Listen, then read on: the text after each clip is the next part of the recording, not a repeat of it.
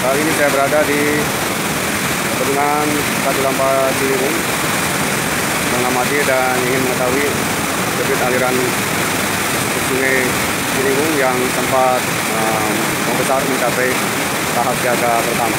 Dan kali ini debit alirnya sudah menurun.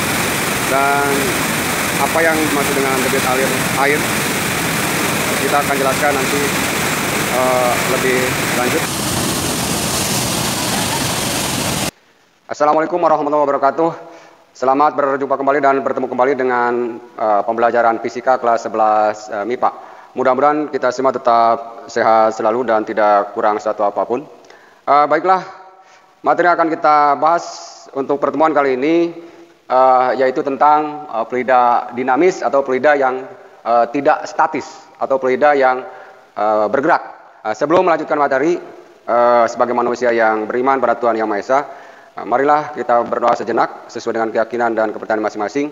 Mudah-mudahan Tuhan selalu memberikan pemahaman yang mudah dan kelancaran bagi kita semua. Berdoa mulai. Selesai. Baiklah, pembelajaran kali ini kita akan mempelajari tentang fluida dinamis. Apa artinya fluida dinamis itu atau fluida tidak statis itu? Fluida dinamis bisa diartikan sebagai fluida yang mengalir atau fluida yang bergerak. Bergeraknya suatu melalui sebuah penampang secara kontinu. Dengan bahasa lain, terus-menerus atau tidak terputus-putus. Supaya lebih jelas lagi, kita coba menjelaskan apa artinya penampang.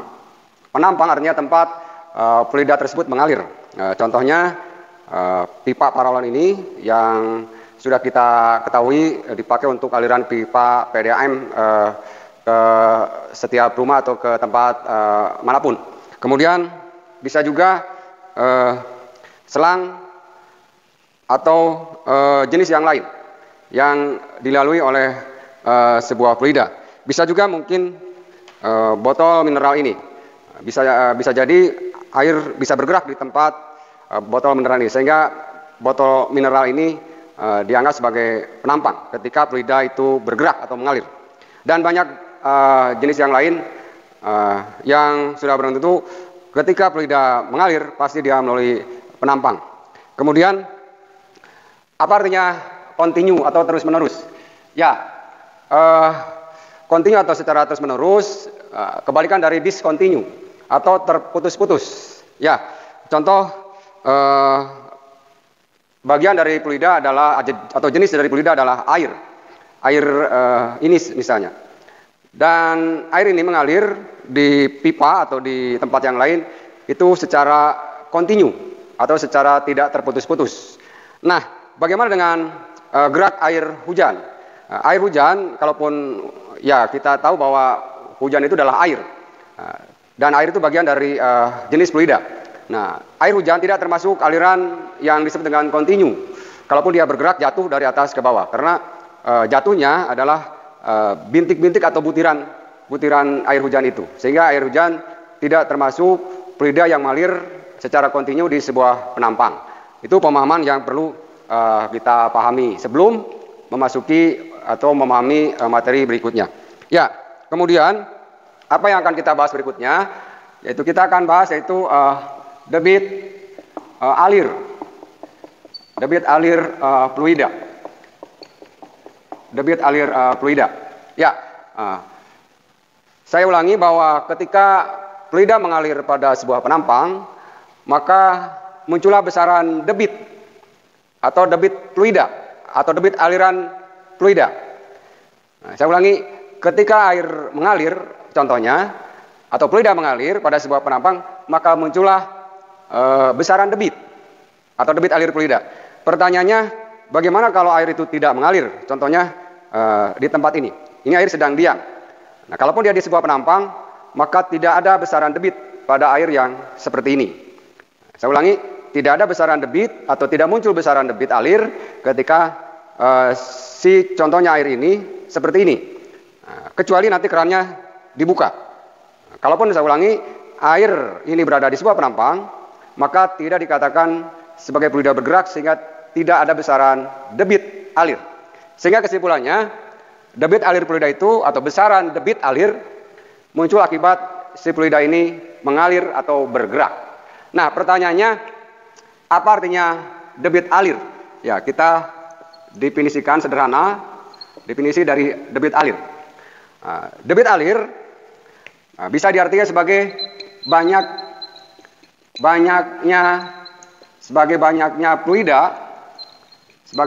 fluida yang mengalir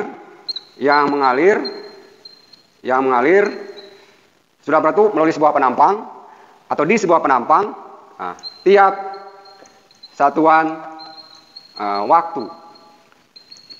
Saya ulangi, definisi sederhana fluida bisa diartikan sebagai banyaknya fluida yang mengalir atau bergerak sudah itu pada setiap penampang, sudah bertentu juga secara kontinu atau terus-menerus tiap satuan waktu. Ya, itu definisi sederhananya. Kemudian besaran debit ini diberi simbol dari simbol dalam fisika, simbolnya adalah Q besar atau Q besar. Ya, simbol Q ini dalam fisika pada materi yang lain digunakan juga untuk simbol muatan listrik. Tapi pada pelajaran fluida, debit ini juga menggunakan simbol Q atau Q besar. Kemudian dari definisi ini kita buat ringkasan. Banyaknya artinya sama dengan banyak artinya isi atau volume. Isi atau volume. Karena bahwa fluida itu banyak ini ukurannya bukan buah atau bukan biji tapi isi atau volume. Kemudian yang mengalir tiap satuan waktu. Tiap artinya per, kemudian waktu per waktu atau per satuan waktu. Ya, saya ulangi. Dari definisi ini kita buat ringkasan bahwa debit alir fluida adalah bisa diartikan banyaknya fluida yang mengalir atau volume atau isi fluida yang mengalir tiap satuan waktu atau per waktu. Kemudian volume ini atau isi ini kita buat simbol sudah malum, sudah biasa, yaitu P besar. Kemudian per dan waktu ini simbolnya adalah T. Ya, sehingga definisinya bahwa debit alir adalah V per T. Inilah definisi dari debit alir fluida. Ya, kemudian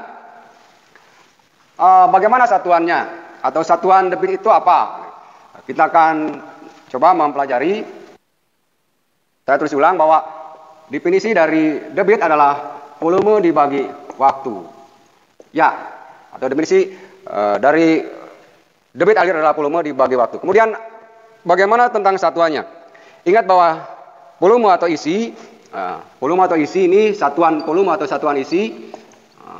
Volume atau satuan isi dalam fisika. Ya, dalam fisika ada meter kubik. Ada meter kubik, ada juga liter.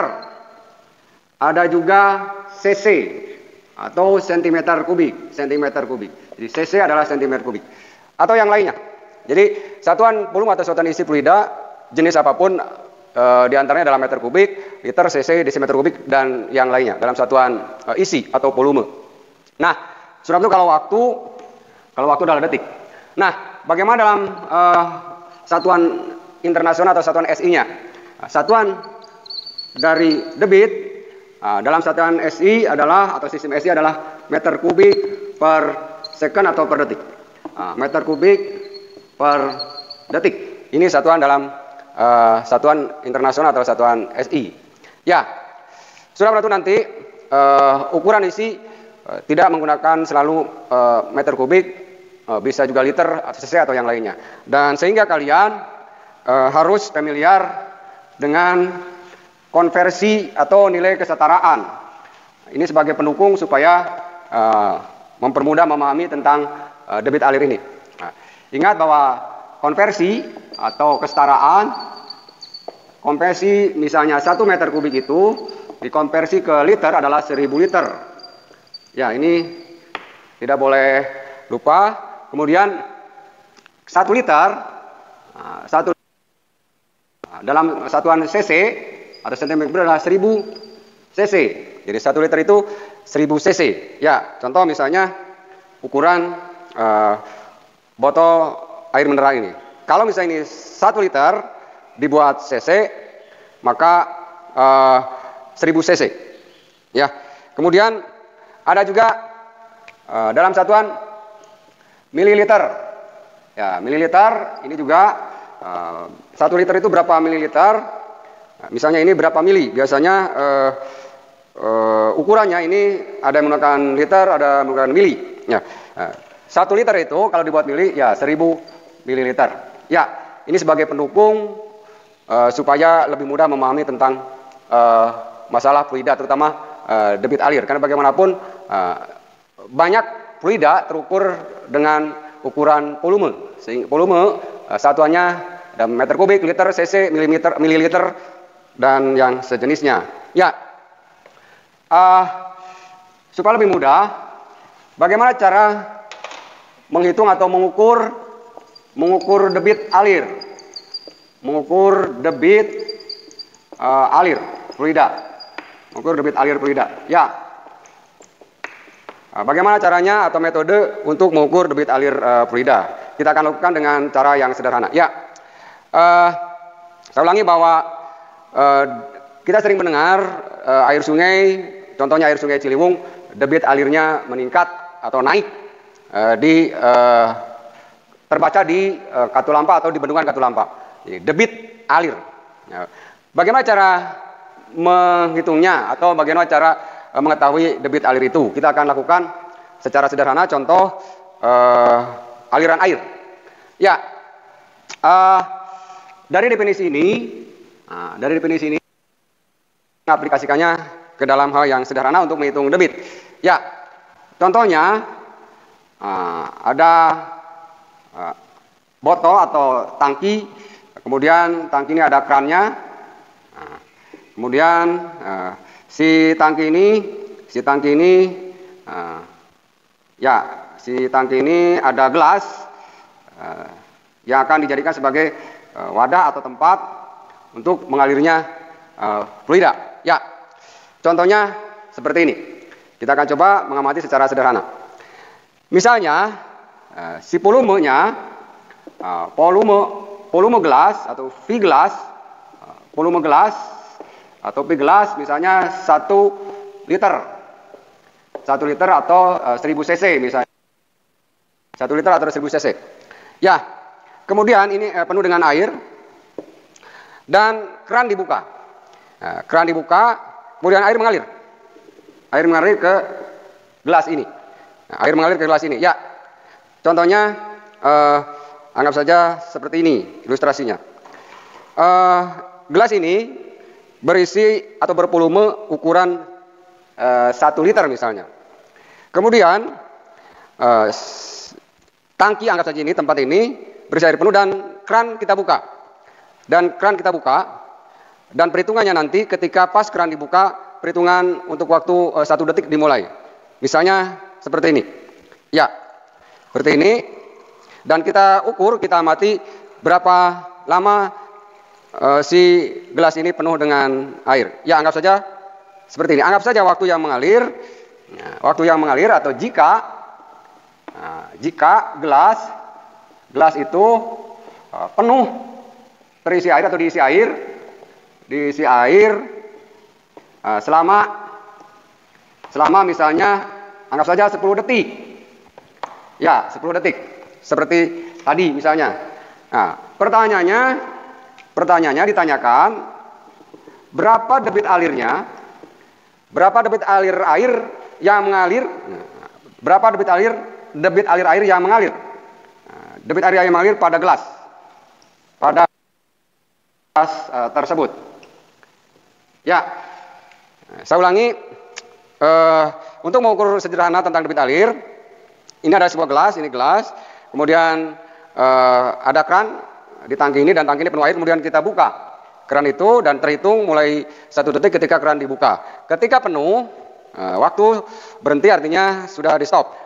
Misalnya tadi kejadian tadi, si gelas itu yang volumenya 1 liter diisi air melalui keran ini penuh selama 10 detik. Berapa debit alir air yang mengalir ke gelas ini? Itu pertanyaannya. Nah, bagaimana cara menjawabnya? Cara menjawabnya atau cara mendapat jawaban yang diinginkan oleh soal tersebut. Ya, kita identifikasi, diketahui data volume gelas itu 1 liter dalam satuan liter. Ya, ingat dalam satuan cc ini 1000 cc. 1000 cc. Nah, kemudian waktu alirnya selama 10 detik. Nah, kemudian sehingga nilai Q-nya atau nilai debitnya adalah volume dibagi waktu. Volumenya adalah 1000 cc atau 1 liter. 1000 cc atau 1 liter. Sehingga kita ambil misalnya 1000 cc dalam satuan cm kubik. Kemudian dibagi 10 detik. Dibagi 10 second atau 10 detik. Sehingga nilainya cari 1 sehingga 100 cm kubik per 1 detik. Jadi 100 cm kubik per 1 detik. Itulah debit alir air yang mengalir tadi dari keran ini atau dari penampang keran ini. Kemudian ini turun, saudara itu bergerak. Kemudian si gelas ini penuh. Sehingga debit alirnya adalah 100 cc per detik atau per 1 detik. Itulah banyaknya air yang mengalir melalui penampang itu. Ya, sudah bantu, kalian tidak boleh kesulitan ketika ini dikonversi ke meter kubik per detik. Jangan tidak bisa atau dikonversi ke nilai-nilai yang lain. Tapi untuk satuan cc ini nilainya 100 cc per detik. Itulah debit alir yang mengalir. Kemudian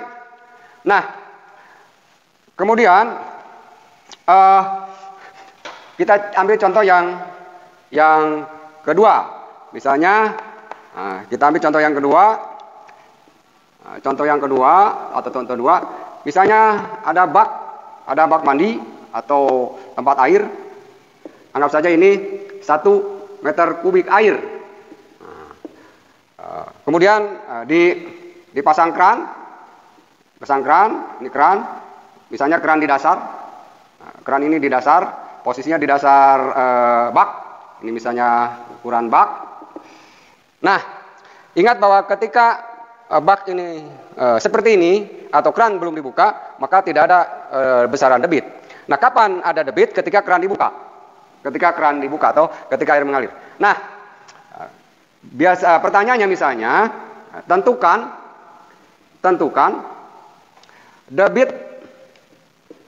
debit alir airnya